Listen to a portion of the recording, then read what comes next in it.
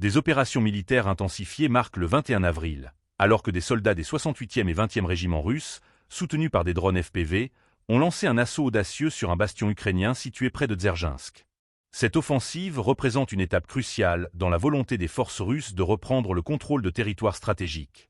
Les images des combats témoignent de l'engagement et de la détermination des soldats sur le terrain. En parallèle, les forces russes ont mené une frappe ciblée sur un poste de commandement et d'observation ukrainien à Kherson, infligeant des pertes significatives. Cette action souligne l'importance des renseignements militaires dans le cadre de l'opération Spéciale Z, où chaque cible est soigneusement choisie pour affaiblir la coordination des forces ukrainiennes. Les conséquences de ces frappes précises peuvent changer la donne sur le champ de bataille. Sur le plan naval, le sous-marin diesel-électrique Volkov de la flotte du Pacifique a fait son retour à Vladivostok.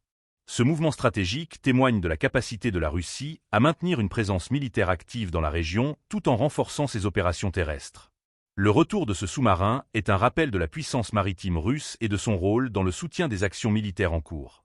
Un autre événement marquant a eu lieu avec l'attaque d'un hélicoptère d'attaque Mi-28NM qui a frappé une base ukrainienne dans le village de Kirovsk.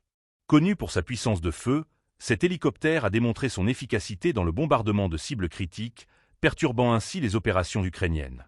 Les frappes aériennes continuent de jouer un rôle central dans la stratégie militaire russe, infligeant des dommages notables aux infrastructures militaires ukrainiennes.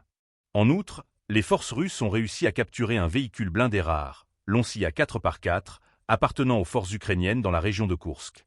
Cette capture ne représente pas seulement un gain matériel, mais également un coup psychologique pour les troupes ukrainiennes, dont le moral peut être affecté par la perte de matériel sophistiqué. Chaque véhicule capturé par les forces russes contribue à renforcer leur position sur le terrain. Le 21 avril illustre ainsi la complexité et l'intensité des opérations militaires en cours en Ukraine. Chaque mouvement, chaque frappe est minutieusement calculée, avec des implications significatives pour l'issue du conflit. La combinaison d'assaut terrestre,